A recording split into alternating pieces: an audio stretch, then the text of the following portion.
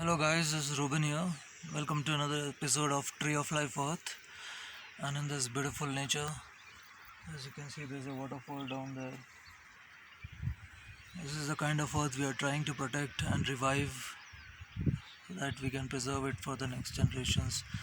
For us, for our children only. It's not too far away, guys. So let's get to the back to the episode. This video, I'm going to discuss about climate mitigation technologies. As you know that climate change is already here. To reverse it will take like at least 10 to 50 years if you do maximum pollution, stopping of maximum pollution and creating decarbonizing and oxygenating technologies like kelp and all, and really succeeding at it, which we are a long way to go from now.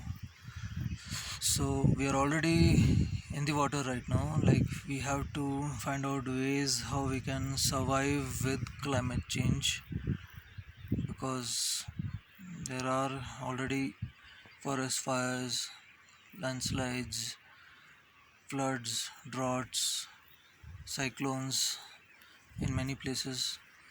So today I'm going to discuss about floods and cyclones. As you know, in India and in many other countries, there we have a lot of dams. Every country has, China has around 3000 dams, India has around minimum 500 dams, and just recently a dam broke in USA, wiping away one or two towns over there. You can see houses being taken away. Even right now, only we saw floods in Australia sweeping away a house. So, this is because the dam technology is very obsolete right now. It was created in a world where we had normal weather systems. Now the Arctic is having half the ice, and according to Paul Beckwith, a scientist of the Arctic science, he's like weather patterns, jet streams, and everything have been completely shifted, and we are having cyclonic formations everywhere.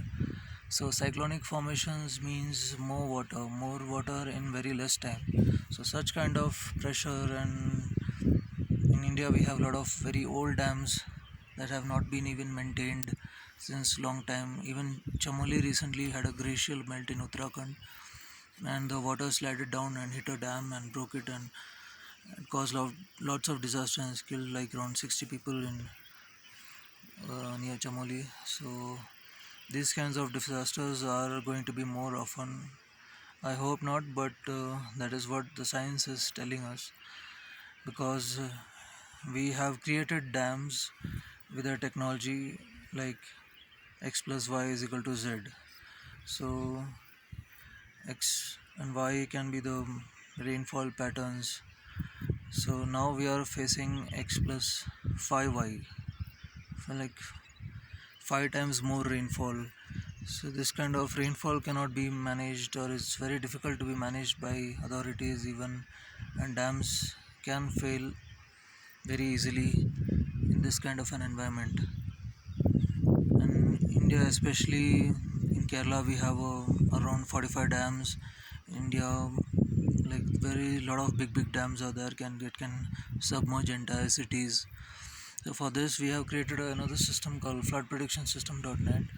We're also looking for volunteers and investors on that project also, so that we can inform people that to vacate, because flood starts and it takes a time for the water to reach the next clay. It flows around the river, and we can warn the people on the river banks to shift to safer locations. Of course, they will be facing huge losses, but we can develop such kind of mitigation technologies. And but it is very crucial for some people who are living directly below the dam to vacate if the dam is very old and requires a lot of maintenance, and it's not getting maintenance right now. Even if you are getting maintenance, this dam technology is not gonna work right now, because there's huge amount of rainfall whenever it is falling. Either it is not falling at all, cyclonic patterns will form a lot of rainfalls. One of the examples is near my own place, near Kerala, is in Mullaperiyar.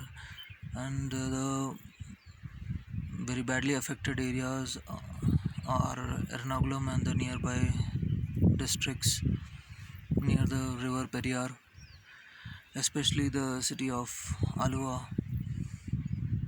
So, if you have any relatives over there, you should seriously consider warning them, because Mulla Periyar is a very very old dam, almost 130 years old, and it has Idiki Dam below it, and Idiki Dam has like 10-15 more dams below it, and it forms a huge amount of water. And the water dams are created by, suppose you want to create a dam over there, you can just block that portion and create a wall over there, so this entire place is stocked with water.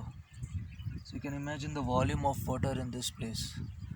It is, it's like one or two cities, small cities can drown in this volume of water. So imagine what the huge dams can do to us. And we might not even get too much time to vacate also, and for that we need to create flood mitigation systems. We should also seriously think about creating evacuation bunkers, safety bunkers in a lot of dams around the world wherever you are, like, and you should pressurize your governments and the authorities to, we should work together, like Tamil Nadu and Kerala should work together in case of Mullakeriyar, because Tamil Nadu will also lose a lot of cultivation, irrigation facilities. There are technologies like we can build a tunnel from underneath Idiki and connect it to the dam pipeline near Kumli, directly supplying Tamil Nadu with water. So, if we want to solve, solutions are there, but it needs an underground 25-kilometer tunnel that is way less costlier than creating a new dam, because as it is there will be a scene of more rainfall in Kerala because of cyclonic patterns. So Kerala doesn't have to worry about water availability. Similarly, there are a lot of dams in India, other places affected. Some dams are very old, some dams are like not maintained. We are just generally moving ahead seeing that the dam is working on, but it's not like that. The dam is built upon a formula. The formula is based upon a amount of rainfall that's falling on that place, like x plus y is equal to z. Now the equation has totally changed, like rainfall has become 4 times, 5 times due to the cyclonic formations, due to the loss of ice in the Arctic. If it is raining, it's raining heavily, otherwise it's not raining, it's creating droughts and forest fires. So it's pretty predictable right now. So people in sensitive areas near river banks should seriously think about vacating if they are directly under a very weak dam on top. You can, so that's why we need flood mitigation systems like our project. We need people to join us also. We need a lot of support, and this world is not of help right now. If you're seriously thinking about living on earth and not planning to move to Mars or something, you have to work towards these kind of solutions. So um,